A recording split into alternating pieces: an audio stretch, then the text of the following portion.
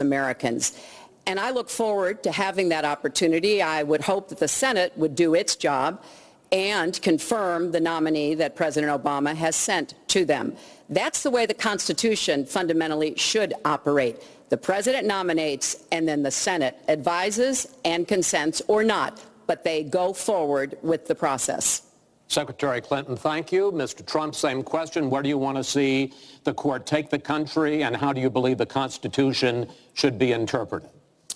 Well, first of all, it's great to be with you, and thank you, everybody. The Supreme Court, it's what it's all about. Our country is it's just so imperative that we have the right justices. Something happened recently where Justice Ginsburg made some very, very inappropriate statements toward me and toward a tremendous number of people, many, many millions of people that I represent, and she was forced to apologize, and apologize she did.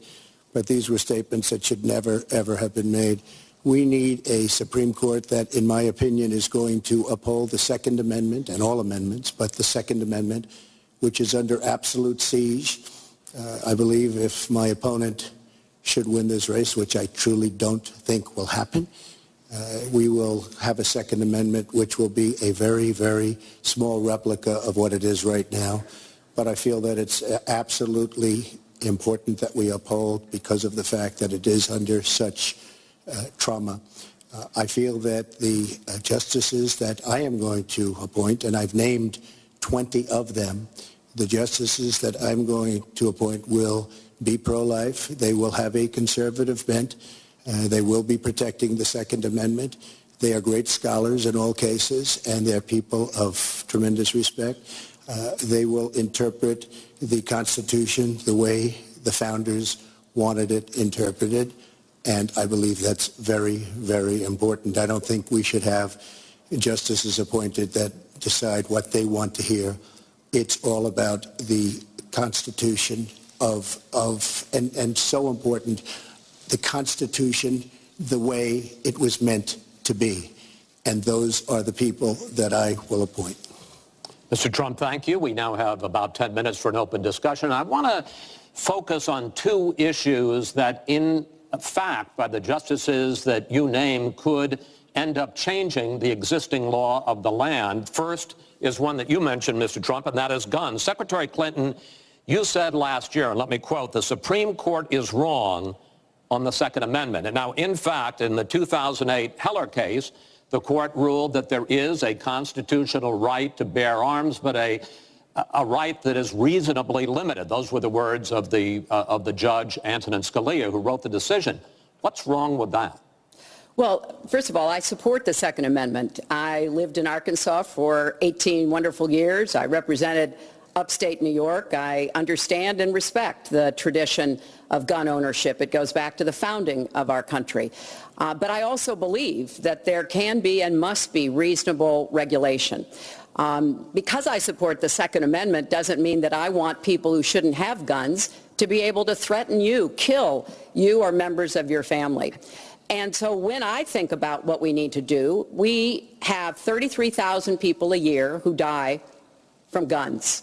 I think we need comprehensive background checks, need to close the online loophole, close the gun show loophole. There's other matters that I think are sensible, that are the kind of reforms that would make a difference, that are not in any way conflicting with the Second Amendment. You mentioned the Heller decision, and what I was saying that you referenced, Chris, was that I disagreed with the way the court applied the Second Amendment in that case, because what the District of Columbia was trying to do was to protect toddlers from guns. And so they wanted people with guns to safely store them.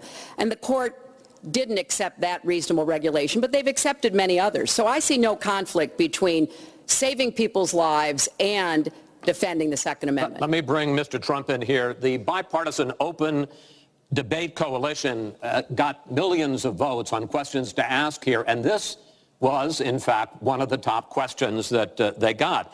How will you ensure the Second Amendment is protected? You just heard Secretary Clinton's answer.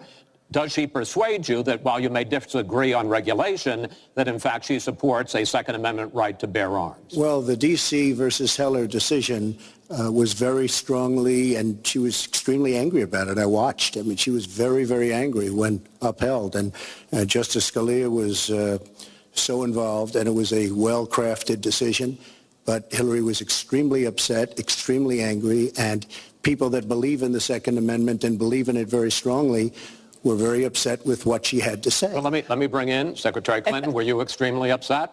Well, I was upset because, unfortunately, dozens of toddlers injure themselves, even kill people with guns, because, unfortunately, not everyone who has loaded guns in their homes takes appropriate precautions.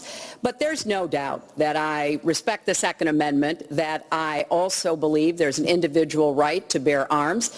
That is not in conflict with sensible, common sense regulation. And, look, I understand that Donald's been strongly supported by the NRA. The gun lobby's on his side. They're running millions of dollars of ads against me.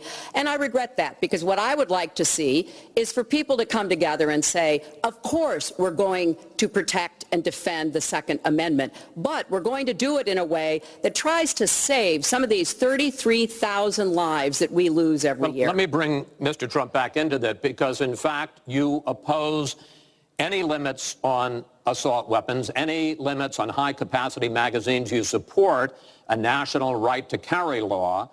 Why, sir?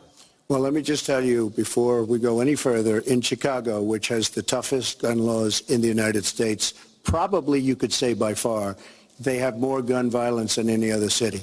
So we have the toughest laws, and you have tremendous gun violence. I am a very strong supporter of the Second Amendment, and I don't know if Hillary was saying it in a sarcastic manner, but I'm very proud to have the endorsement of the NRA, and it's the earliest endorsement they've ever given to anybody who ran for president. So I'm very honored by all of that. We are going to appoint justices. This is the best way to help the Second Amendment. We are going to appoint justices that will feel very strongly about the Second Amendment, that will not do damage to the Second Amendment. Well, let's pick up on another issue which divides you and the justices that whoever ends up winning this election appoints could have a dramatic effect there, and that's the issue of abortion. Right. Mr. Trump, you're pro-life, but I want to ask you specifically, do you want the court, including the justices that you will name, to overturn Roe v. Wade, which includes, in fact states, a woman's right to abortion? Well, if that would happen, because I am pro-life and I will be appointing pro-life judges, I would think that that will go back to the individual states. But I'm asking you specifically, would you like to... If they overturned it, it'll go back to the states. But what I'm asking you, sir, is do you want to see the court overturn? You just said you want to see the court protect the Second Amendment. Do you want to see the court overturn Roe v. Wade? Well, if we put another 2 or perhaps 3 justices, that's really what's going on. And I'm putting pro-life justices on the court. I will say this, it will go back to the states, and the states will then make a determination. Secretary Clinton. Well, I strongly support Roe v. Wade, which guarantees a constitutional right to a woman to make the most intimate, most difficult in many cases decisions about her health care that one can imagine. And in this case, it's not only about Roe v. Wade. It is about what's happening right now in America. So many states are putting very stringent regulations on women that block them from exercising that choice, to the extent that they are defunding Planned Parenthood, which of course provides all kinds of cancer screenings and other benefits for women in our country. Donald has said he's in favor of defunding Planned Parenthood. He even supported shutting the government down to defund Planned Parenthood. I will defend Planned Parenthood. I will defend Roe v. Wade, and I will defend women's rights to make their own health care decisions. And we have come too far to have that turned back now. And indeed, he said women should be punished, that there should be some form of punishment for women who obtain abortions. And I could just not be more opposed to that kind of thinking. I'm going to give you a chance to respond, but I want to ask you, Secretary Clinton, I want to explore how far you believe the right to abortion goes. You have been quoted as saying that the fetus has no constitutional rights. You also voted against a ban on late-term partial birth abortions. Why? Because Roe v. Wade very clearly sets out that there can be regulations on abortion so long as the life and the health of the mother are taken into account. And when I voted as a senator, I did not think that that was the case. The kinds of cases that fall at the end of pregnancy are often the most heartbreaking, painful decisions for families to make. I have met with women who, toward the end of their pregnancy, get the worst news one could get, that their health is in jeopardy if they continue to carry to term, or that something terrible has happened or just been discovered about the pregnancy. I do not think the United States government should be stepping in and making those most personal of decisions.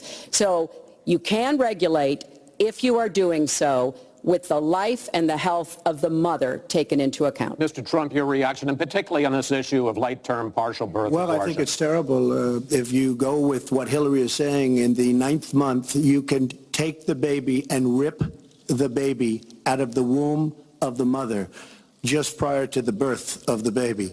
Now, you can say that that's okay, and Hillary can say that that's okay, but it's not okay with me. Because based on what she's saying and based on where she's going and where she's been, you can take the baby and rip the baby out of the womb in the 9th month on the final day. And that's not acceptable. Well, that is not what happens in these cases. And using that kind of scare rhetoric is just terribly unfortunate. You should meet with some of the women that I've met with, women I've known over the course of my life. This is one of the worst possible choices that any woman and her family has to make. And I do not believe the government should be making it. You know, I've had the great honor of traveling across the world on behalf of our country. I've been to countries where governments either forced women to have abortions like they used to do in China, or forced women to bear children like they used to do in Romania. And I can tell you the government has no business in the decisions that women make with their families in accordance with their faith, with medical advice, and I will stand up for that right. All right. But just briefly, I want to move on to another honestly, segment. Nobody has business doing what I just said, doing that as late as 1 or 2 or 3 or 4 days prior to birth. Nobody has that. All right. Let's move on to the subject of immigration. And there is almost no issue that separates the two of you more than the issue of immigration. Actually, there are a lot of issues that separate the two of you. Mr. Trump, you want to build a wall. Secretary Clinton, you have offered no specific plan for how you want to secure our southern border. Mr. Trump, you are calling for major deportations. Secretary Clinton, you say that within your first 100 days as president, you're going to offer a package that includes a pathway to citizenship. The question really is, why are you right and your opponent wrong? Mr. Trump, you go first in this segment. You have 2 minutes. Well, first of all, she wants to give amnesty, which is a disaster and very unfair to all of the people that are waiting in line for many, many years. We need strong borders. In the audience tonight, we have 4 mothers of, I mean, these are unbelievable people that I've gotten to know over a period of years whose children have been killed, brutally killed by people that came into the country illegally. Our southern border is just pouring and destroying their youth. It's poisoning the blood of their youth and plenty of other people. We have to have strong borders. We have to keep the drugs out of our country. Right now, we're getting the drugs, they're getting the cash. We need strong borders. We need we cannot give amnesty. Now, I want to build the wall. We need the wall. The Border Patrol, ICE, they all want the wall. We stop the drugs. We shore up the border. One of my first acts will be to get all of the drug lords, all of the bad ones. We have some bad people in this country that have to go out. We're going to get them out. We're going to secure the border. And once the border is secured, at a later date, we'll make a determination as to the rest. But we have some bad hombres here, and we're going to get them out. Mr. Trump, thank you. Same question to you, Secretary Clinton. Basically, why are you right and Mr. Trump is wrong? Well, as he was talking, I was thinking about a young girl I met here in Las Vegas, Carla, who was very worried that her parents might be deported because she was born in this country, but they were not. They work hard. They do everything they can to give her a good life. And you're right. I don't want to rip families apart. I don't want to be sending parents away from children. I don't want to see the deportation force that Donald has talked about in action in our country. We have 11 million undocumented people. They have 4 million American citizen children, 15 million people. He said as recently as a few weeks ago in Phoenix that every undocumented person would be subject to deportation. Now, here's what that means. It means you would have to have a massive law enforcement presence, where law enforcement officers would be going school to school, home to home, business to business, rounding up people who are undocumented. And we would then have to put them on trains, on buses to get them out of our country. I think that is an idea that is not in keeping with who we are as a nation. I think it's an idea that would rip our country apart. I have been for border security for years. I voted for border security in the United States Senate. And my comprehensive immigration reform plan, of course, includes border security. But I want to put our resources where I think they're most needed, getting rid of any violent person, anybody who should be deported, we should deport them. When it comes to the wall that Donald talks about building, he went to Mexico, he had a meeting with the Mexican president, didn't even raise it, he choked, and then got into a Twitter war because the Mexican president said, we're not paying for that wall. So I think we are both a nation of immigrants and we are a nation of laws, and that we can act accordingly. And that's why I'm introducing comprehensive immigration reform within the first 100 days with a path to citizenship. Thank you, Secretary Clinton. I want to follow up. I think I should respond to that. First of all, I had a very good meeting with the president of Mexico, very nice man. We will be doing very much better with Mexico on trade deals, believe me. The NAFTA deal signed by her husband is one of the worst deals ever made of any kind, signed by anybody. It's a disaster. Hillary Clinton wanted the wall. Hillary Clinton fought for the wall in 2006 or thereabouts. Now, she never gets anything done, so naturally the wall wasn't built. But Hillary Clinton wanted the wall. Well, we are a country of laws. And by the way, no, wait. I'd like to hear from. I'd like to hear from Secretary Clinton. I voted for border security, and there are some limited places where that was appropriate. There also is necessarily going to be new technology and how best to deploy that.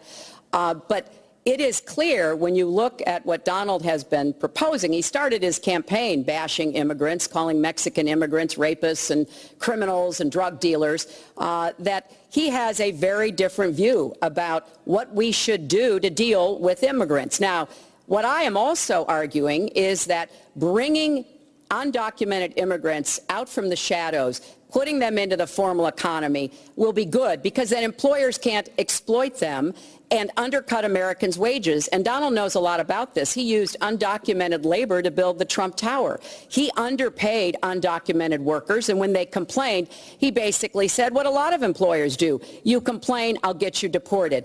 I want to get everybody out of the shadows, get the economy working, and not let employers like Donald exploit undocumented workers, which hurts them but also hurts American workers. Mr. Trump. President Obama has moved millions of people out. Nobody knows about it. Nobody talks about it. But under Obama, millions of people have been moved out of this country. They've been deported. She doesn't want to say that, but that's what's happened, and that's what's happened big league. As far as moving these people out and moving, we either have a country or we don't. We're a country of laws. We either have a border or we don't. Now, you can come back in and you can become a citizen, but it's very unfair. We have millions of people that did it the right way. They're online. They're waiting. We're going to speed up the process, big league, because it's very inefficient. But they're online and they're waiting to become citizens. Very unfair that somebody runs across the border, becomes a citizen. Under her plan, you have open borders. You would have a disaster on trade, and you will have a disaster with your open borders. But what she doesn't say is that President Obama has deported millions and millions of people just the way it is. Secretary Clinton, I want to... We will not have open borders. Well, that is a rank mischaracterization. Secretary Clinton. We will have secure borders, but we will also have reform. And this used to be a bipartisan issue. Ronald Reagan was the last president to sign immigration reform, and George W. Bush supported it as well. Secretary Clinton, I want to clear up your position on this issue, because in a speech you gave to a Brazilian bank for which you were paid $225,000, we've learned from the WikiLeaks that you said this, and I want to quote, "My dream is a hemispheric common market with open trade and open borders." So that's the question. That's the question. Please quiet, everybody. Is that your dream, open borders? Well, if you went on to read the rest of the sentence, I was talking about energy. You know, we trade more energy with our neighbors than we trade with the rest of the world combined. And I do want us to have an electric grid, an energy system that crosses borders. I think that will be a great benefit to us. But you are very clearly quoting from WikiLeaks, and what's really important about WikiLeaks is that the Russian government has engaged in espionage against Americans. They have hacked American websites, American accounts of private people, of institutions. Then they have given that information to WikiLeaks for the purpose of putting it on the internet. This has come from the highest levels of the Russian government, clearly from Putin himself, in an effort, as 17 of our intelligence agencies have confirmed, to influence our election. So I actually think the most important question of this evening, Chris, is finally, will Donald Trump admit and condemn that the Russians are doing this and make it clear that he will not have the help of Putin in this election, that he rejects Russian espionage against Americans, which he actually encouraged in the past. Those are the questions we need answered. We've never had anything like this happen in any of our elections before. That was a great pivot off the fact that she wants open borders, okay? How did we get onto Putin? Hold on. No. Wait. Hold on, folks, because this is going to end up getting out of control. Let's try to keep it quiet so for the candidates and for the American people. So just to finish on the borders. Yes. She wants open borders. People are going to pour into our country. People are going to come in from Syria. She wants 550% more people than Barack Obama. And he has thousands and thousands of people. They have no idea where they come from. And you see, we are going to stop radical Islamic terrorism. And it's pretty clear. It's pretty clear you won't admit that the Russians have engaged in cyber attacks against the United States of America, that you encouraged espionage against our people, that you are willing to spout the Putin line, sign up for his wish list, break up NATO, do whatever he wants to do, and that you continue to get help from him because he has a very clear favorite in this race. So I think that this is such an unprecedented situation. We've never had a foreign government trying to interfere in our election. We have 17 intelligence agencies, civilian and military, who have all concluded that these espionage attacks, these cyber attacks, come from the highest levels of the Kremlin, and they are designed to influence our election. I find that deeply disturbing, and I think it's time. She has no idea whether it's Russia, China, or anybody else. I am not quoting myself. No idea. I am quoting Hillary, you have no idea. 17 do you doubt 17 our military has and no civilian idea. Agencies? Well, yeah, he'd rather believe Vladimir Putin than the military and civilian intelligence professionals who are sworn to protect us. I find that just absolutely She doesn't like Putin because Putin has outsmarted her at every step of the way. Excuse me. Putin has outsmarted her in Syria. He's outsmarted her every step of the way. I do get to ask some questions. Yes, that's And I would like to ask you this direct question. The top national security officials of this country do believe that Russia has been behind these hacks.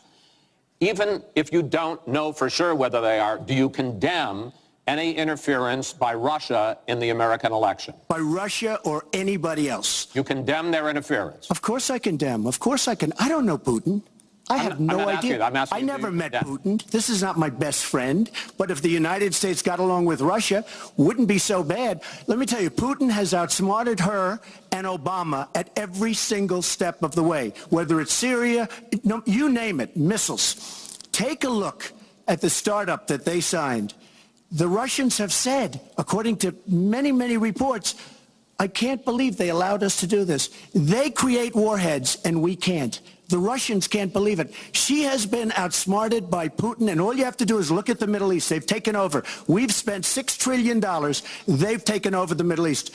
She has been outsmarted and outplayed worse than anybody I've ever seen in any government whatsoever. We're a long way away from immigration, but I'm going to let you finish this topic. Well, you got about 45 seconds. Yeah, and she always will be. I find it ironic that he's raising nuclear weapons. This is a person who has been very cavalier, even casual, about the use of nuclear weapons. He's advocated more countries getting them, Japan, Korea, even Saudi Arabia. He's said, well, if we have them, why don't we use them, which I think is terrifying. But here's the deal. The bottom line on nuclear weapons is that when the president gives the order, it must be followed. There's about 4 minutes between the order being given and the people responsible for launching nuclear weapons to do so. And that's why 10 people who have had that awesome responsibility have come out and in an unprecedented way said they would not trust Donald Trump with the nuclear codes or to have his finger on the nuclear button. I have 200 generals and admirals, 21 endorsing me, 21 Congressional Medal of Honor recipients. As far as Japan and other countries, we are being ripped off by everybody in the world. We're defending other countries. We are spending a fortune doing it. They have the bargain of the century. All I said is we have to renegotiate these agreements because our country cannot afford to defend Saudi Arabia, Japan, Germany, South Korea, and many other places. We cannot continue to afford. She took that as saying nuclear weapons. Look.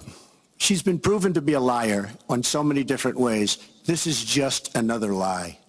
Well, I'm just quoting you when there's you were no asked quote. about You're not going to find a quote from me. Nuclear competition in Asia. You said, go ahead, enjoy yourselves, folks. That kind and defend of language, yourselves. And defend yourselves. I didn't say nuclear. And defend yourself. The United States has kept the peace through our alliances. Donald wants to tear up our alliances. I think it makes the world safer, and frankly, it makes the United States safer. I would work with our allies in Asia, in Europe, in the Middle East, and elsewhere. That's the only way we're going to be able to keep peace. We are going to move on to the next topic, which is the economy, and I hope we handle that as well as we did immigration. You also have very different ideas about how to get the economy growing faster. Secretary Clinton, in your plan, government plays a big role. You see more government spending, more entitlements, more tax credits, more tax penalties. Mr. Trump, you want to get government out with lower taxes and less regulation. Yes. We're going to drill down into this a little bit more, but in this overview, please explain to me why you believe that your plan will create more jobs and growth for this country and your opponent's plan will not. In this round, you go first, Secretary Clinton. Well, I think when the middle class thrives, America thrives. And so my plan is based on growing the economy, giving middle class families many more opportunities. I want us to have the biggest jobs program since World War II, jobs in infrastructure and advanced manufacturing. I think we can compete with high-wage countries, and I believe we should. New jobs and clean energy, not only to fight climate change, which is a serious problem, but to create new opportunities and new businesses. I want us to do more to help small business. That's where 2/3 of the new jobs are going to come from. I want us to raise the national minimum wage because people who live in poverty should not, who work full-time should not still be in poverty. And I sure do want to make sure women get equal pay for the work we do. I feel strongly that we have to have an education system that starts with preschool and goes through college. That's why I want more technical education in high schools and in community colleges, real apprenticeships to prepare young people for the jobs of the future. I want to make college debt-free, and for families making less than $125,000, you will not get a tuition bill from a public college or university if the plan that I worked on with Bernie Sanders is enacted. And we're going to work hard to make sure that it is, because we are going to go where the money is. Most of the gains in the last years since the Great Recession have gone to the very top. So we are going to have the wealthy pay their fair share. We're going to have corporations make a contribution greater than they are now to our country. That is a plan that has been analyzed by independent experts, which said that it could produce 10 million new jobs. By contrast, Donald's plan has been analyzed to conclude it might lose 3.5 million jobs. Why? Because his whole plan is to cut taxes, to give the biggest tax breaks ever to the wealthy and to corporations, adding $20 trillion to our debt and causing the kind of dislocation that we have seen before, because it truly will be trickle-down economics on steroids. So the plan I have, I think, will actually produce greater opportunities. The plan he has will cost us jobs and possibly lead to another great recession. Secretary, thank you. Mr. Trump, why will your plan create more jobs and growth than Secretary Clinton? Well, first of all, before I start on my plan, her plan is going to raise taxes and even double your taxes. Her tax plan is a disaster, and she can say all she wants about college tuition, and I'm a big proponent. We're going to do a lot of things for college tuition, but the rest of the public's going to be paying for it. We will have a massive, massive tax increase under Hillary Clinton's plan. But I'd like to start off where we left, because when I said Japan and Germany, and I'm not to single them out, but South Korea, these are very rich, powerful countries. Saudi Arabia, nothing but money. We protect Saudi Arabia. Why aren't they paying? She immediately, when she heard this, I questioned it. And I questioned NATO. Why aren't the NATO questions? Why aren't they paying? Because they weren't paying. Since I did this was a year ago, all of a sudden they're paying. And I've been given a lot of credit for it. All of a sudden they're starting to pay up. They have to pay up. We're protecting people. They have to pay up. And I'm a big fan of NATO, but they have to pay up. She comes out and said, we love our allies. We think our allies are great. Well, it's awfully hard to get them to pay up when you have somebody saying, we think how great they are. We have to tell Japan in a very nice way. We have to tell Germany, all of these countries, South Korea, we have to say, you have to help us out. We have, during his regime, during President Obama's regime, we've doubled our national debt. We're up to $20 trillion. So my plan, we're going to renegotiate trade deals. We're going to have a lot of free trade. We're going to have free trade, more free trade than we have right now. But we have horrible deals. Our jobs are being taken out by the deal that her husband signed, NAFTA, one of the worst deals ever. Our jobs are being sucked out of our economy. You look at all of the places that I just left. You go to Pennsylvania, you go to Ohio, you go to Florida, you go to any of them. You go upstate New York. Our jobs have fled to Mexico and other places. We're bringing our jobs back.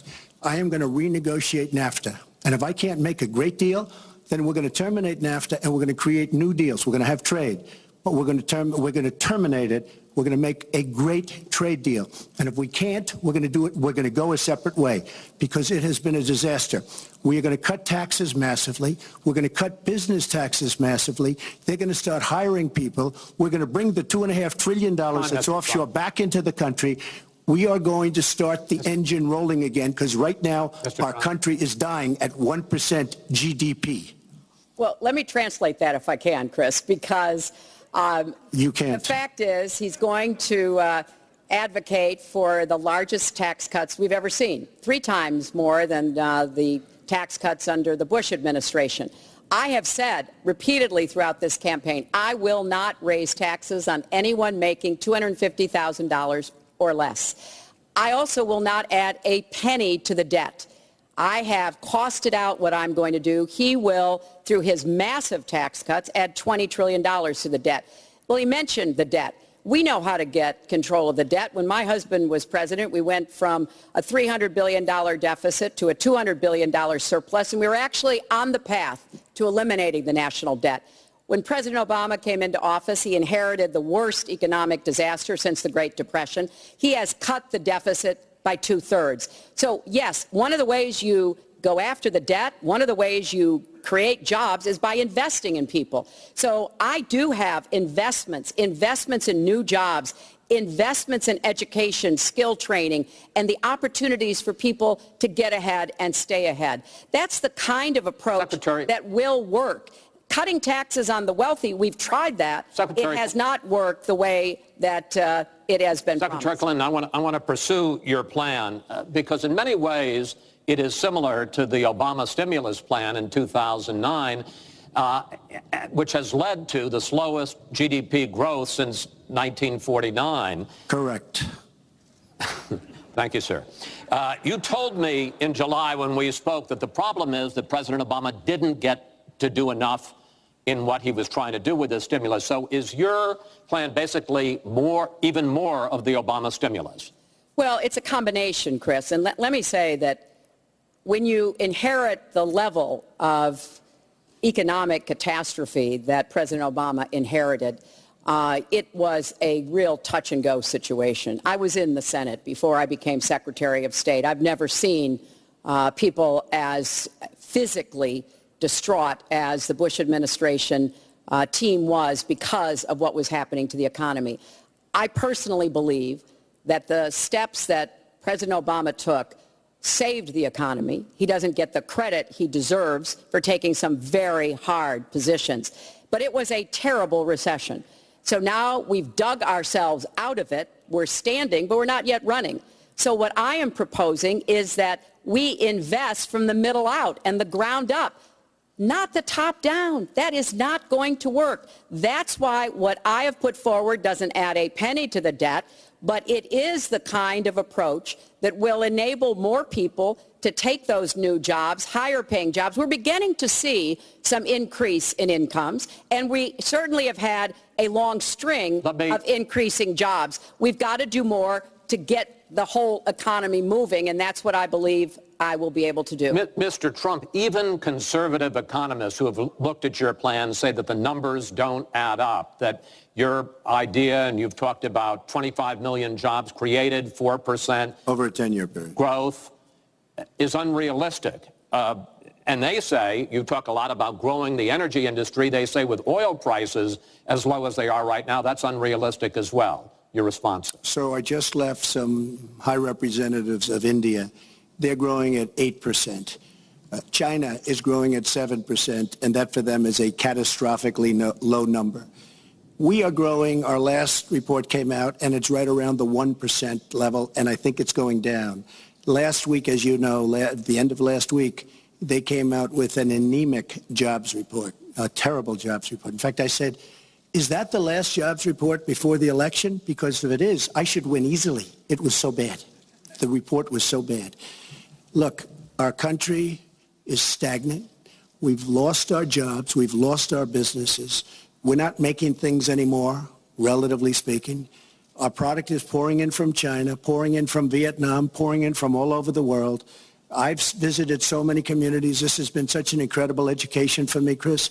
I've gotten to know so many. I've developed so many friends over the last year, and they cry when they see what's happened. I passed factories that were thriving 20, 25 years ago, and because of the bill that her husband signed and she blessed 100%, it is just horrible what's happened to these people in these communities. Now, she can say that her husband did well, but boy, did they suffer as NAFTA kicked in, because it didn't really kick in very much, but it kicked in after they left. Boy, did they suffer. That was one of the worst things that's ever been signed by our country. Now she wants to sign Trans-Pacific Partnership, and she wants it.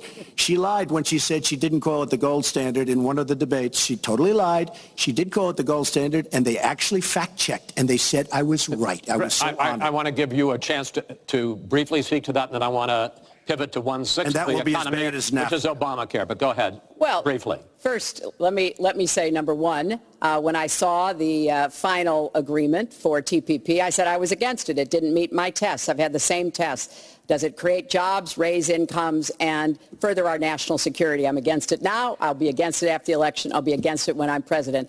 There's only one of us on this stage who's actually shipped jobs to Mexico, because that's Donald. He's shipped jobs to 12 countries, including Mexico. But he mentioned China.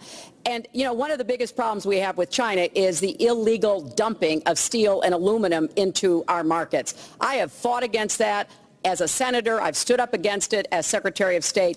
Donald has bought Chinese steel and aluminum. In fact, the Trump hotel right here in Las Vegas was made with Chinese steel. So he goes around with crocodile tears about how terrible it is, but he has given jobs to Chinese steel workers, not American steel workers. Mr. Trump? That's the kind of approach that is just not going to work. We're going to pull the country together. We're going to have trade agreements that we enforce. That's why I'm going to have a trade prosecutor for the first time in history, and we're going to enforce those agreements, and we're going to look for businesses to help us by buying American products. I ask a simple question. She's been doing this for 30 years.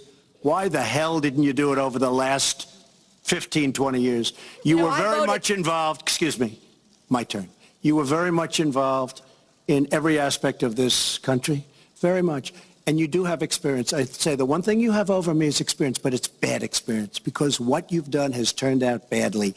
For 30 years, you've been in a position to help. And if you say that I use steel or I use something else, I make it impossible for me to do that. I wouldn't mind. The problem is you talk, but you don't get anything done, Hillary. You don't. Just like when you ran the State Department, $6 billion was missing. How do you miss $6 billion? You ran the State Department. $6 billion was either stolen, they don't know. It's gone. $6 billion. If you become president, this country is going to be in some mess, believe me. Well, first of all, what he just said about the State Department is not only untrue, it's been debunked numerous times. But I think it's really an important issue. He raised the 30 years of experience. So let me just talk briefly about that. You know, back in the 1970s, I worked for the Children's Defense Fund, and I was taking on discrimination against African-American kids in schools. He was getting sued by the Justice Department for racial discrimination in his apartment buildings. In the 1980s, I was working to reform the schools in Arkansas. He was borrowing $14 million from his father to start his businesses. In the 1990s, I went to Beijing, and I said women's rights are human rights.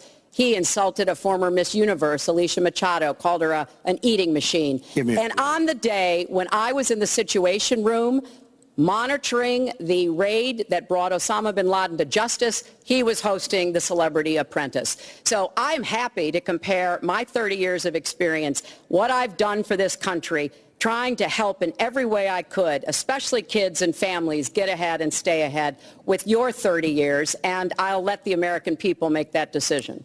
Well, I think I did a much better job. I built a massive company, a great company, some of the greatest assets anywhere in the world. Worth many, many billions of dollars. I started with a $1 million loan. I agree with that. It's a $1 million loan, but I built a phenomenal company. And if we could run our country the way I've run my company, we would have a country that you would be so proud of. You would even be proud of it. And frankly, when you look at her real record, take a look at Syria, take a look at the migration, take a look at Libya, take a look at Iraq. She gave us ISIS because her and Obama created this huge vacuum.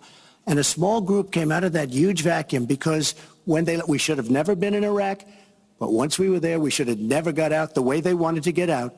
She gave us ISIS as sure as you are sitting there. And what happened is now ISIS is in 32 countries. And now I listen how she's going to get rid of ISIS. She's going to get rid of nobody. All right. We are going to get to foreign hotspots in a few moments, but the next segment is fitness to be president of the United States. Mr. Trump, at the last debate, you said your talk about grabbing women was just that, talk, and that you'd never actually done it. And since then, as we all know, 9 women have come forward and said that you either groped them or kissed them without their consent. Why would so many different women from so many different circumstances over so many different years, why would they all in this last couple of weeks make up, you deny this, why would they all make up these stories? And since this is a question for both of you, Secretary Clinton, Mr. Trump says what your husband did and that you defended was even worse. Mr. Trump, you go first. Well, first of all, those stories have been largely debunked. Those people, I don't know those people. I have a feeling how they came. I believe it was her campaign that did it. Just like if you look at what came out today on the clips, where I was wondering what happened with my rally in Chicago and other rallies where we had such violence. She's the one in Obama that caused the violence. They hired people, they paid them $1,500, and they're on tape saying, be violent, cause fights, do bad things. I would say the only way, because those stories are all totally false. I have to say that. And I didn't even apologize to my wife, who's sitting right here, because I didn't do anything. I didn't know any of these women. I didn't see these women. These women, the woman on the plane, the woman, I think they want either fame or her campaign did it. And I think it's her campaign, because when I saw what they did, which is a criminal act, by the way, where they're telling people to go out and start fistfights and start violence. And I'll tell you what, in particular in Chicago. People were hurt and people could have been killed in that riot. And that was now all on tape, started by her. I believe, Chris, that she got these people to step forward. If it wasn't, they get their 10 minutes of fame. But they were all totally, it was all fiction. It was lies and it was fiction. Well, Secretary Clinton. At the last debate, we heard Donald talking about what he did to women. And after that, a number of women have come forward saying that's exactly what he did to them. Now, what was his response? Well, he held a number of big rallies where he said that he could not possibly have done those things to those women because they were not attractive enough for them to be assaulted. I did not say that. In fact, he went on to say... Her 2 minutes, sir, her 2 minutes. But did not say that. It's her 2 minutes. He went on to say, look at her. I don't think so. About another woman, he said, that wouldn't be my first choice. He attacked the woman reporter writing the story, called her disgusting, as he has called a number of women during this campaign. You know, Donald thinks belittling women makes him bigger. He goes after their dignity, their self-worth, and I don't think there is a woman anywhere who doesn't know what that feels like. So we now know what Donald thinks and what he says and how he acts toward women. That's who Donald is. I think it's really up to all of us to demonstrate who we are and who our country is, and to stand up and be very clear about what we expect from our next president, how we want to bring our country together, where we don't want to have the kind of pitting of people one against the other, where instead we celebrate our diversity, we lift people up, and we make our country even greater. America is great because America is good. And it really is up to all of us to make that true now and in the future, and particularly for our children and our grandchildren. Mr. Trump. Nobody has more respect for women than I do. Nobody. Nobody has more respect. Please, everybody. And frankly, those stories have been largely debunked. And I really want to just talk about something slightly different. She mentions this, which is all fiction, all fictionalized, probably or possibly started by her and her very sleazy campaign. But I will tell you, what isn't fictionalized are her emails, where she destroyed 33,000 emails criminally, after getting a subpoena from the United States Congress. What happened to the FBI? I don't know. We have a great general, 4-star general, today, you read it in all the papers, going to potentially serve 5 years in jail for lying to the FBI. One lie. She's lied hundreds of times to the people, to Congress, and to the FBI. He's going to probably go to jail. This is a 4-star general, and she gets away with it, and she can run for the presidency of the United States. That's really what you should be talking about, not fiction, where somebody wants fame or where they come out of her crooked campaign. Secretary Clinton. Well, every time Donald is pushed on something which is obviously uncomfortable, like what these women are saying, he immediately goes to denying responsibility. And it's not just about women. He never apologizes or says he's sorry for anything. So we know what he has said and what he's done to women. But he also went after a disabled reporter, mocked and mimicked him on national television. He went after Mr. and Mrs. Khan, the parents of a young man who died serving our country, a Gold Star family because of their religion. He went after John McCain, a prisoner of war, said he prefers people who aren't captured. He went after a federal judge, born in Indiana, but who Donald said couldn't be trusted to try the fraud and racketeering case against Trump University because his parents were Mexican.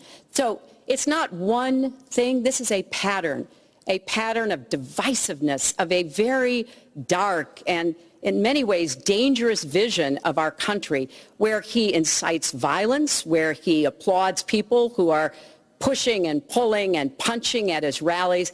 That is not who America is. And I hope that as we move in the last weeks of this campaign, more and more people will understand what's at stake in this election. It really does come down to what kind of country we are going to have. So sad when she talks about violence at my rallies, and she caused the violence. It's on tape. The other things are false, but honestly, I'd love to talk about getting rid of ISIS, and I'd love to talk about other things. Okay. But those other charges, as she knows, are false. In this bucket about fitness to be president, there's been a lot of developments over the last 10 days since the last debate. I'd like to ask you about them. These are questions that the American people have. Secretary Clinton, during your 2009 Senate confirmation hearing, you promised to avoid even the appearance of a conflict of interest with your dealing with the Clinton Foundation while you were Secretary of State. But emails show that donors got special access to you. Those seeking grants for Haiti relief were considered separately from non-donors, and some of those donors got government contracts, taxpayer money. Can you really say that you kept your pledge to that Senate committee? And why isn't what happened and what went on between you and the Clinton Foundation, why isn't it what Mr. Trump calls pay to play?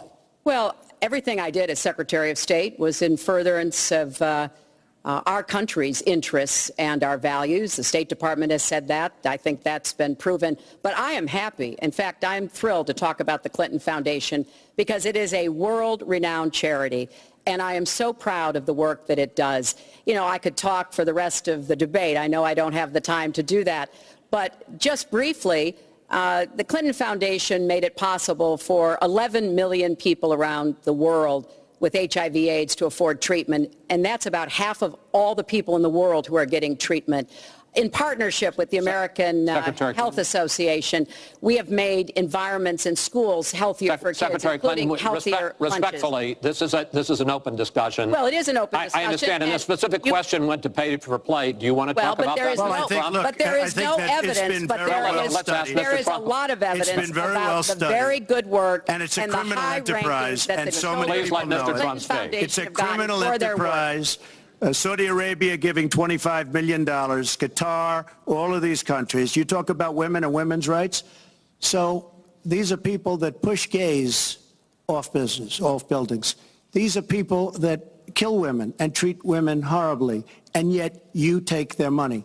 So I'd like to ask you right now, why don't you give back the money that you've taken from certain countries that treat certain groups of people so horribly? Why don't you give back the money? I think it would be a great gesture, because she takes a tremendous amount of money, and you take a look at the people of Haiti. I was at a little Haiti the other day in Florida, and I want to tell you, they hate the Clintons, because what's happened in Haiti with the Clinton Foundation is a disgrace. And you know it, and they know it, and everybody knows Secretary it. Clinton. Well, very quickly, we at the Clinton Foundation spend 90% of all the money that is donated on behalf of programs of people around the world and in our own country. I'm very proud of that. We have the highest rating from the watchdogs that follow foundations, and I'd be happy to compare what we do with the Trump Foundation, which took money from other people and bought a 6-foot portrait of Donald. I mean, who does that? It just was astonishing. But when it comes to Haiti, Haiti is the poorest country in our hemisphere. The earthquake and the hurricanes, it has devastated Haiti. Bill and I have been involved in trying to help Haiti for many years. The Clinton Foundation raised $30 million to help Haiti after the catastrophic earthquake and all of the terrible problems the people there had. We've done things to help small businesses, agriculture, and so much else. And we're going to keep working to help Haiti because it's an important part of the American They don't want you to help them anymore. I'd like to mention one thing. Trump Foundation, small foundation. People contribute. I contribute. The money goes 100% goes to different charities, including a lot of military. I don't get anything. I don't buy boats. I don't buy planes. What happens is the money goes out. Wasn't some of the money used to settle your lawsuit, sir? No, it was. We put up the American flag, and That's it. They put up the American flag. We fought for the right in Palm Beach to put up the American flag. There was a penalty that was imposed by Palm Beach County, and the money came from your foundation. And by the way, the money went to Fisher House, where they build houses. The money that you're talking about went to Fisher House, where they build houses for veterans and disabled. I want to get into one last... But of course, there's no way we can know whether any of that is true because he hasn't released his tax returns. He is the first candidate ever to run for president in the last 40-plus years who has not released his tax returns. So everything he says about charity or anything else, we can't prove it. You can look at our tax returns. We've got them all out there. But what is really troubling is that we learned in the last debate he has not paid a penny in federal income tax. And we were talking about immigrants a few minutes ago, Chris. You know, half of all immigrants, undocumented immigrants in our country, actually pay federal income tax. So we have undocumented immigrants in America who are paying more federal income tax than a billionaire. I find that let me just tell you very astonishing. Simply, we're entitled, because of the laws that people like her pass, to take massive amounts of depreciation and other charges, and we do it. And all of her donors, just about all of them, I know Buffett took hundreds of millions of dollars, George Soros, took hundreds of millions of dollars. Let me just explain. All of her donors, most of her donors have done the same thing as I do. Okay. And you know what you should have done? Folks, we heard and this. You know, Hillary, what you should have done? You should have changed the law when you were a United States Senator. If you don't like it. Yeah. Because your donors and your special interests are doing the same thing as I do, except even more so. Well, you should have changed the law, but you won't change the law because you take in so much money. I mean, I sat in my apartment today on a very beautiful hotel down the street, known as Made with Chinese steel. But I will tell you, I sat there watching ad after ad after ad, false ad, all paid for by your friends on Wall Street that gave so much money because they know you're going to protect them. And frankly, you should have changed the laws. If you don't like what I did, you should have changed the laws. Mr. Trump, I want to ask you about one last question in this topic. You have been warning at rallies recently that this election is rigged and that Hillary Clinton is in the process of trying to steal it from you. Your running mate, Governor Pence, pledged on Sunday that he and you, his words, will absolutely accept the result of this election. Today, your daughter Ivanka said the same thing. I want to ask you here on the stage tonight, do you make the same commitment that you will absolutely, sir, that you will absolutely accept the result of this election? I will look at it at the time. I'm not looking at anything now. I'll look at it at the time. What I've seen is so bad. First of all, the media is so dishonest and so corrupt, and the pile-on is so amazing. The New York Times actually wrote an article about it that they don't even care. It's so dishonest, and they've poisoned the minds of the voters. But unfortunately for them, I think the voters are seeing through it. I think they're going to see through it. We'll find out on November 8th, but I think they're going to see through it. But, sir, if you look, excuse me, Chris, if you look at your voter rolls, you will see millions of people that are registered to vote. Millions. This isn't coming from me. This is coming from Pew Report and other places. Millions of people that are registered to vote that shouldn't be registered to vote. So let me just give you one other thing. So I talk about the corrupt media. I talk about the millions of people. Tell you one other thing. She shouldn't be allowed to run. She's guilty of a very, very serious crime. She should not be allowed to run. And just in that respect, I say it's rigged. Because she should never have been allowed to run for the presidency based on what she did with emails and so many other things. But, sir, there is a tradition in this country. In fact, one of the prides of this country is the peaceful transition of power, and that no matter how hard fought a campaign is, that at the end of the campaign, that the loser concedes to the winner. Not saying that you're necessarily going to be the loser or the winner, but that the loser concedes to the winner and that the country comes together in part for the good of the country. Are you saying you're not prepared now to commit to that principle? What I'm saying is that I will tell you at the time. I'll keep you in suspense. Well, okay? Chris, let me respond to that because that's horrifying. You know, every time Donald thinks things are not going in his direction, he claims whatever it is rigged against him. The FBI conducted a year-long investigation into my emails. They concluded there was no case. He said the FBI was rigged. He lost the Iowa caucus. He lost the Wisconsin primary. He said the Republican primary was rigged against him. Then Trump University gets sued for fraud and racketeering. He claims the court system and the federal judge is rigged against him. There was even a time when he didn't get an Emmy for his TV program 3 years in a row, and he started tweeting that the Emmys were rigged against him. Should have gotten it. This is a mindset. This is how Donald thinks. And it's funny, but it's also really troubling. Okay. You know, that is not the way our democracy works. We've been around for 240 years. We've had free and fair elections. We've accepted the outcomes when we may not have liked them. And that is what must be expected of anyone standing on a debate stage during a general election. You know, President Obama said the other day, when you're whining before the game is even finished, it just shows you're not up to doing the job. And let's be clear about what he is saying and what that means. He is denigrating. He's talking down our democracy. And I, for one, am appalled that somebody who is the nominee of one of our two major parties would take that kind of position. I think what the FBI did and what the Department of Justice did, including meeting with her husband, the Attorney General, on the back of an airplane on the tarmac in Arizona, I think it's disgraceful. I think it's a disgrace. All right. I think we've never had a situation so bad. Hold on, folks. This doesn't do any good for anyone. Let's please continue the debate, and let's move on to the subject of foreign hotspots. The Iraqi offensive to take back Mosul has begun.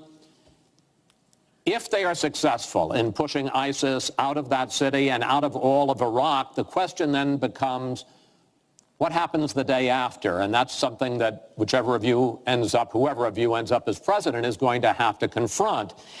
Will you put U.S. troops into that vacuum to make sure that ISIS doesn't come back or isn't replaced by something even worse? Secretary Clinton, you go first in this segment. You have 2 minutes. Well, I am encouraged that there is an effort led by the Iraqi army, supported by Kurdish forces, and also given the help and advice from the number of special forces and other Americans on the ground. But I will not support putting American soldiers into Iraq as an occupying force. I don't think that is in our interests, and I don't think that would be smart to do. In fact, Chris, I think that would be a big red flag waving for ISIS to reconstitute itself. The goal here is to take back Mosul. It's going to be a hard fight. I've got no illusions about that. And then continue to press into Syria to begin to take back and move on Raqqa, which is the ISIS headquarters. I am hopeful that the hard work that American military advisors have done will pay off, and that we will see a really successful military operation.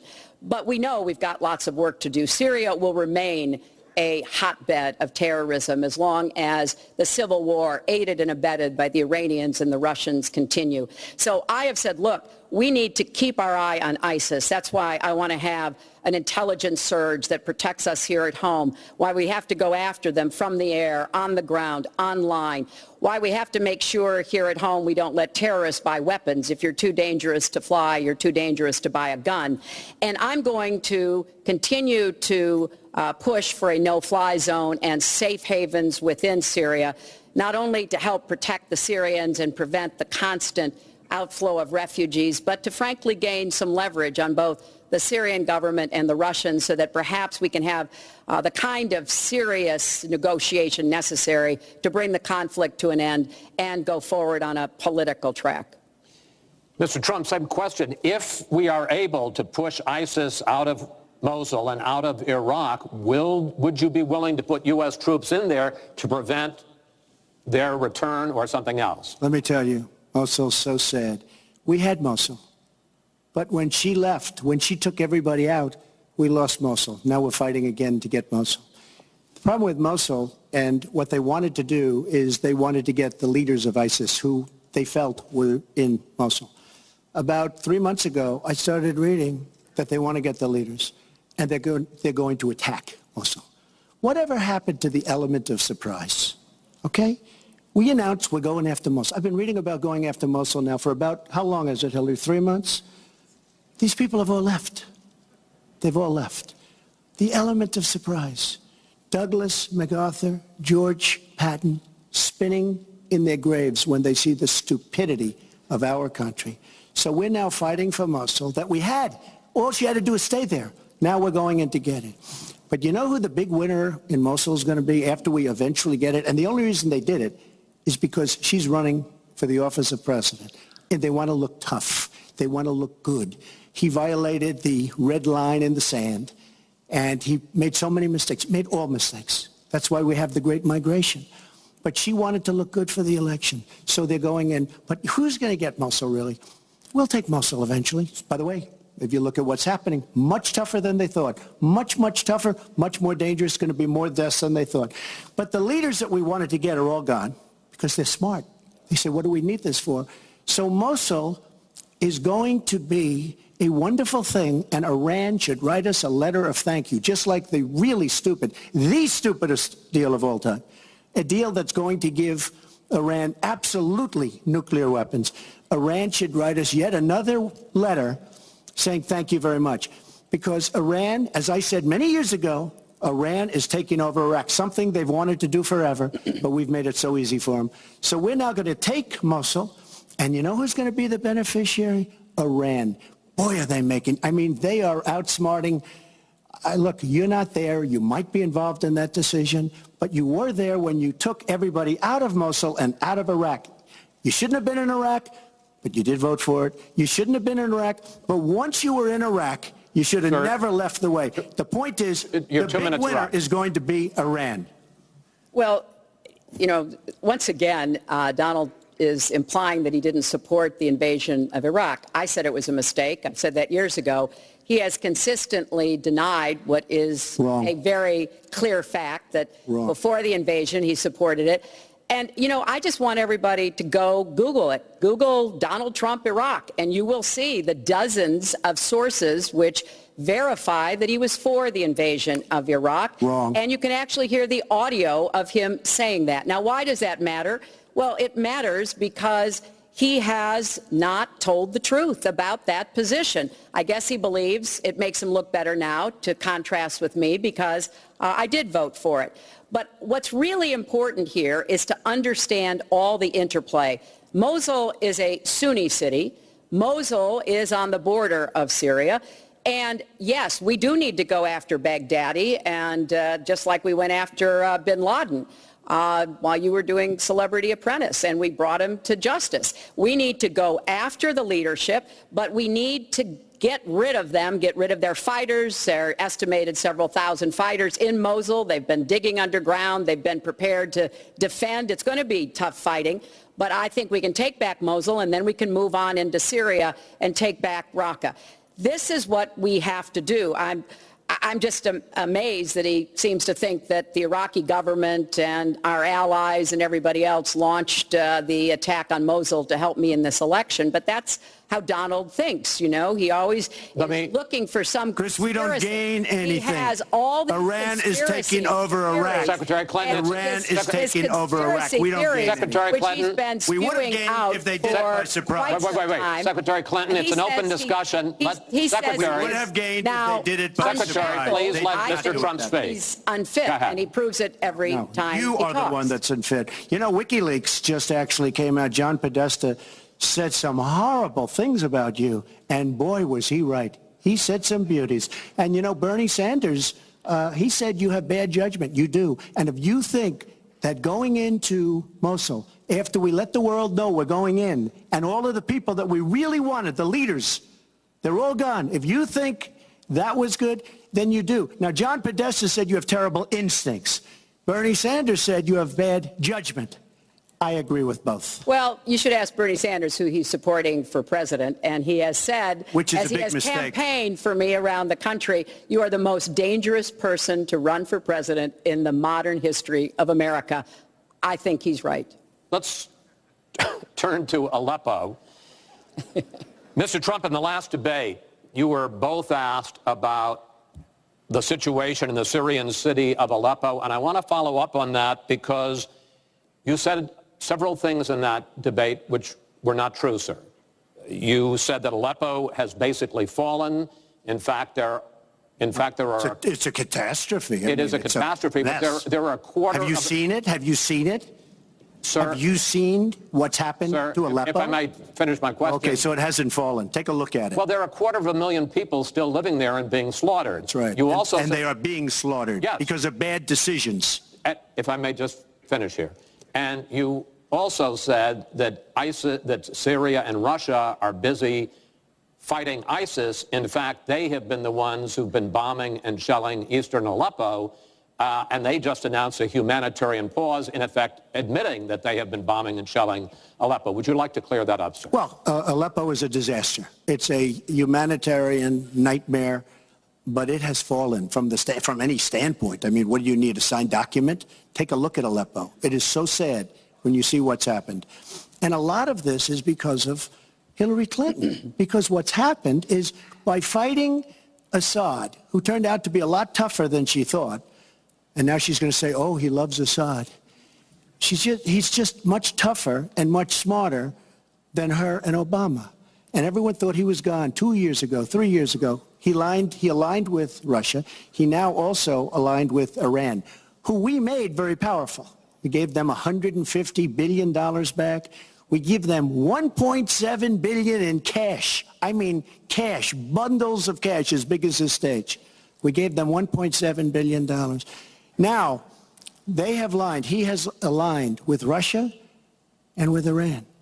They don't want ISIS, but they have other things because we're backing rebels. We don't know who the rebels are. We're giving them lots of money, lots of everything. We don't know who the rebels are. And when and if, and it's not going to happen because you have Russia and you have Iran now, but if they ever did overthrow Assad, you might end up with as bad as Assad is, and he's a bad guy. But you may very well end up with worse than Assad. If she did nothing, we'd be in much better shape. And this is what's caused the Great Migration, where she's taken in tens of thousands of Syrian refugees who probably, in many cases, not probably, who are definitely, in many cases, ISIS-aligned, and we now have them in our country, and wait till you see, this is going to be the great Trojan horse, and wait till you see what happens in the coming years. Lots of luck, Hillary. Thanks a lot for doing a great job. Secretary Clinton, you have talked about, and in the last debate and again today, that you would impose a no-fly zone to try to protect the people of Aleppo and to stop the killing there. President Obama has refused to do that because he fears it's going to draw us closer or deeper into the conflict. And General Joseph Dunford, the chairman of the Joint Chiefs of Staff, says, you impose a no-fly zone, chances are you're going to get into a war, his words, with Syria and Russia. So the question I have is, if you impose a no-fly zone, first of all, how do you respond to their concerns? Secondly, if you impose a no-fly zone and a Russian plane violates that, does President Clinton shoot that plane down? Well, Chris, first of all, I think a no-fly zone could save lives and could hasten the end of the conflict. I am well aware of the really legitimate concerns that you have expressed from both the president and the general. This would not be done just on the first day. This would take a lot of negotiation. It would also take making it clear to the Russians and the Syrians that our purpose here was to provide safe zones on the ground. We've had millions of people leave Syria, and those millions of people inside Syria who've been dislocated. So I think we could strike a deal and make it very clear to the Russians and the Syrians that this was something that we believed was in the best interests of the people on the ground in Syria. It would help us with our fight against ISIS. But I want to respond to what Donald said about refugees. He's made these claims repeatedly. I am not going to let anyone into this country who is not vetted, who we do not have confidence in, but I am not going to slam the door on women and children. That picture of that little 4-year-old boy in Aleppo with the blood coming down his face while he sat in an ambulance is haunting. And so we are going to do very careful, thorough vetting.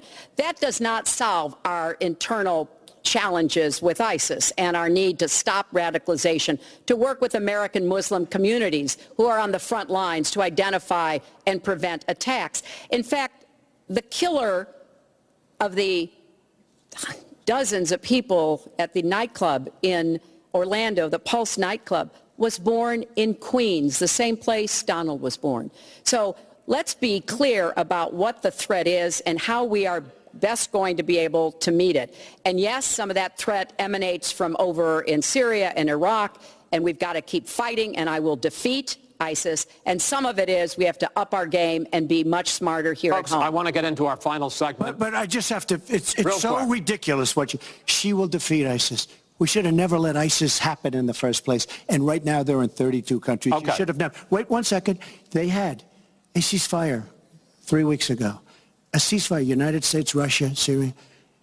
And during the ceasefire, Russia took over vast swatches of land. And then they said, we don't want the ceasefire anymore. We are so outplayed on missiles, on ceasefires.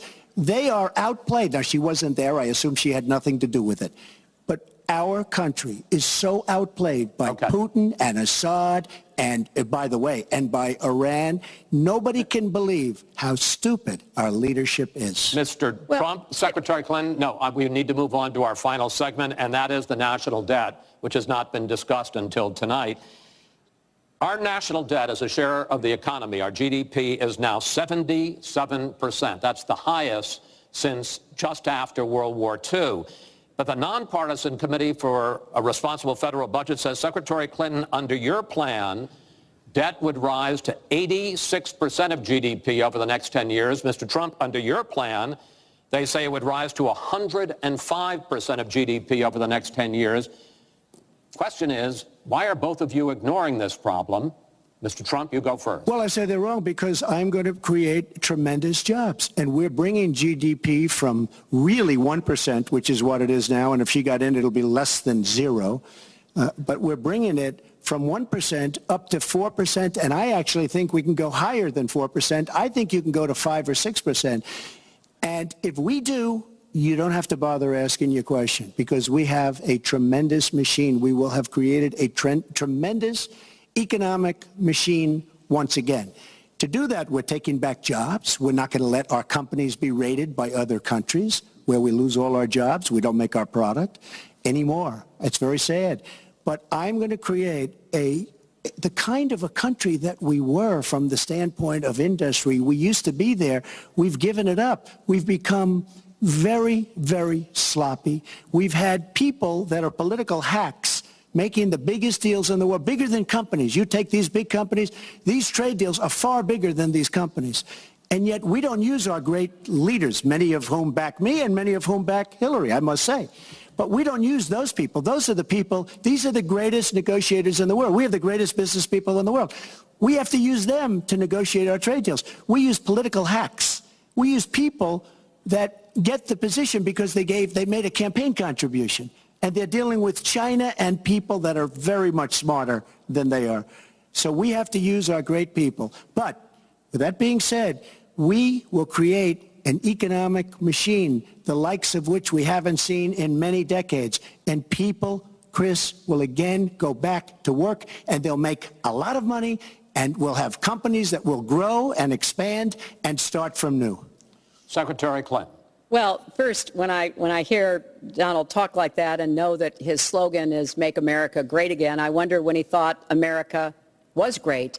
And before he rushes and says, you know, before you and President Obama were there, I think it's important to recognize that he has been criticizing our government for decades. You know, back in 1987, he took out a $100,000 ad in the New York Times during the time when President Reagan was president and basically said exactly what he just said now, that we were the laughing stock of the world. He was criticizing President Reagan. This is the way Donald thinks about himself, puts himself into, you know, the middle and says, you know, I alone can fix it, as he said on the convention stage. But if you look at the debt, which is the issue you asked about, Chris, I pay for everything I'm proposing. I do not add a penny to the national debt. I take that very seriously because I do think it's one of the issues we've got to come to grips with. So when I talk about how we're going to pay for education, how we're going to invest in infrastructure, how we're going to get the cost of prescription drugs down, and a lot of the other issues that people talk to me about all the time, I've made it very clear we are going where the money is. We are going to ask the wealthy and corporations to pay their fair share. And there is no evidence whatsoever that that will slow down or diminish our growth. In fact, I think just the opposite. We'll have what economists call middle-out growth. We've got to get back to rebuilding the middle class, the families of America. That's where growth will come from. That's why I want to invest in you. I want to invest in your family. And I think that's the smartest way to grow the economy, to make the economy fairer. And we just have a big disagreement about this. It may be because of our experiences. You know, he started off with his dad as a millionaire. I started off with my dad as a small businessman. We've heard this before. I think it's, you know, it's a difference that affects how we see the world and what we want to do with the economy. Time. Thank you, Hillary. Could I just respond? Well, no. Because I did disagree with Ronald Reagan very strongly on trade. I disagreed with him. We should have been much tougher on trade even then. I've been waiting for years. Nobody does it right. And frankly, now we're going to do it right. All right. The one last area I want to get into with you in this debate is the fact that the biggest driver of our debt is entitlements, which is 60% of all federal spending. Now, the Committee for Responsible Federal Budget has looked at both of your plans, and they say neither of you has a serious plan that is going to solve the fact that Medicare is going to run out of money in the 2020s, Social Security is going to run out of money in the 2030s, and at that time, recipients are going to take huge cuts in their benefits. So, in effect, the final question I want to ask you in this regard is, and let me start with you, Mr. Trump, would President Trump make a deal to save Medicare and Social Security that included both tax increases and benefit cuts, in effect, a grand bargain on entitlements? I'm cutting taxes. We're going to grow the economy. It's going to grow at a record rate. But that's not going to help on entitlements. It's going to totally help you. And one thing we have to do, repeal and replace the disaster known as Obamacare. It's destroying our country. It's destroying our businesses, our small business, and our big businesses. We have to repeal and replace Obamacare. You take a look at the kind of numbers that will cost us in the year 17. It is a disaster if we don't repeal and replace. Now, it's probably going to die of its own weight, but Obamacare has to go. The premiums are going up 60, 70, 80%. Next year, they're going to go up over 100%. And I'm really glad that the premiums have started. At least the people see what's happening, because she wants to keep Obamacare and she wants to make it even worse. And it can't get any worse. Bad health care at the most expensive price. We have to repeal and replace Obamacare. And Secretary Clinton, same question, because at this point, Social Security and Medicare are going to run out. The trust funds are going to run out of money. Will you, as president, will you consider a grand bargain, a deal that includes both tax increases and benefit cuts to try to save both programs? Well, Chris, I am on record as saying that we need to put more money into the Social Security Trust Fund. That's part of my commitment to raise taxes on the wealthy. My Social Security payroll contribution will go up, as will Donald's, assuming he can't figure out how to get out of it. But what we want to do is to replenish the Social Security Trust Fund by making sure that we have sufficient resources. And that will come from either raising the cap and or finding other ways to get more money into it. I will not cut benefits. I want to enhance benefits for low-income workers and for women who have been disadvantaged by the current Social Security system. But what Donald is proposing with these massive tax cuts will result in a $20 trillion additional national debt. That will have dire consequences for Social Security and Medicare. And I'll say something about the Affordable Care Act, which he wants to repeal. The Affordable Care Act extended the solvency of the Medicare Trust Fund. So if he repeals it, our Medicare problem gets worse. What we need to do is go after the long-term health care drivers. We've got to get costs down, increase value, emphasize wellness. I have a plan for doing that, and I think that we will be able to get entitlement spending under control with more resources and smarter decisions. This is the final time, probably to both of your delight, that you're going to be on the stage together in this campaign.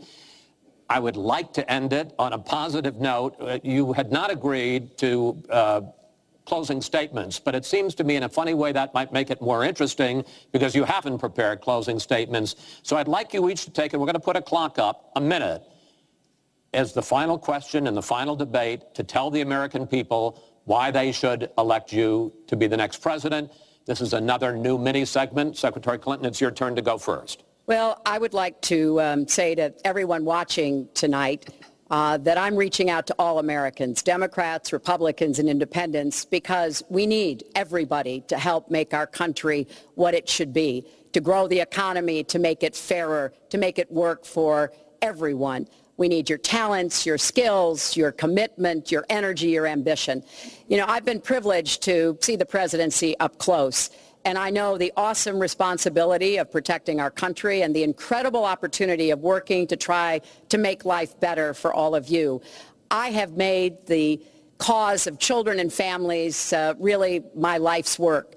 That's what my mission will be in the presidency. I will stand up for families against powerful interests, against corporations. I will do everything that I can to make sure that you have good jobs with rising incomes, that your kids have good educations from preschool through college. I hope you will give me a chance to serve as your president. Secretary Clinton, thank you. Mr. Trump? She's raising the money from the people she wants to control. It doesn't work that way. But when I started this campaign, I started it very strongly. It's called Make America Great Again. We're going to make America great. We have a depleted military. It has to be helped, has to be fixed. We have the greatest people on earth in our military. We don't take care of our veterans. We take care of illegal immigrants, people that come into the country illegally, better than we take care of our vets. That can't happen. Our policemen and women are disrespected. We need law and order, but we need justice too. Our inner cities are a disaster. You get shot walking to the store. They have no education. They have no jobs. I will do more for African Americans and Latinos than she can ever do in 10 lifetimes. All she's done is talk to the African Americans and to the Latinos. But they get the vote, and then they come back. They say, we'll see you in 4 years. We are going to make America strong again, and we are going to make America great again, and it has to start now. We cannot take 4 more years of Barack Obama, and that's what you get when you get her. Thank you both. Secretary Clinton, hold on just a moment, folks. Secretary Clinton, Mr. Trump, I want to thank you both for participating in all 3 of these debates. That brings to an end this year's debate sponsored by the Commission on Presidential Debates. We want to thank the University of Nevada, Las Vegas, and its students for having us. Now the decision is up to you. While millions have already voted, Election Day, November 8th, is just 20 days away. One thing everyone here can agree on, we hope you will go vote. It is one of the honors and obligations of living in this great country. Thank you, and good night.